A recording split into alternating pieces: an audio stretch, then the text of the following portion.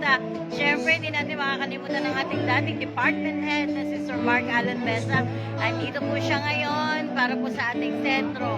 At siyempre, kami po ay kasama para po sa ating sentro. At kasama po ng ating department, Sir Bernie Amorong.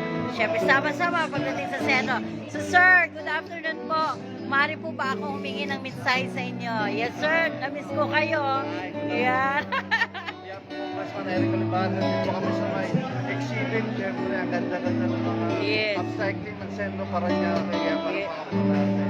Kaya iba-iba pang mga nakadesign po rito. Yes, sir. Sa mga kanyo, sa kasama sa atin na Yes, maraming salamat. Sir, namiss kita. Ikaw lagi kong binavlog dati. Namiss kita, sir. Talaga Iyo lang. ka na pala ngayon. Yes, sir. Nabalik po ulit ako. Back to base.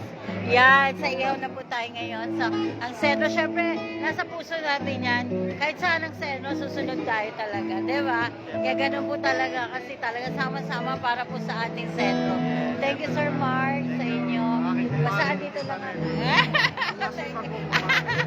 Ang itang linini. Birthday ko si Nini. Ako, hindi pa nga ako nakapunta. Anyway, thank you, sir. At syempre, binigay ko na pagkakataon magkausap tayo ulit. And this time, congratulations din, sir. At nandiyan na po kayo sa bago na inyong bisita. At maraming salamat po sa mga nanonood sa Senro. Ito po yung ating tamang timing. Senro po talaga ang karamihang recyclable materials na nandito. Syempre, andito si Sir Mark Alan Besa at Nelly Angeles. Kami po ay nagpapasalamat sa inyo. Sa ating department head, Sir Cesar Ricardo, at siyempre ang ating si Sir Pajardo, Juancho Pajardo. Maraming salamat po sa inyong pag-imbita. Ito po muli, Nelly Angeles. Maraming salamat po. Mabuhay po kayo.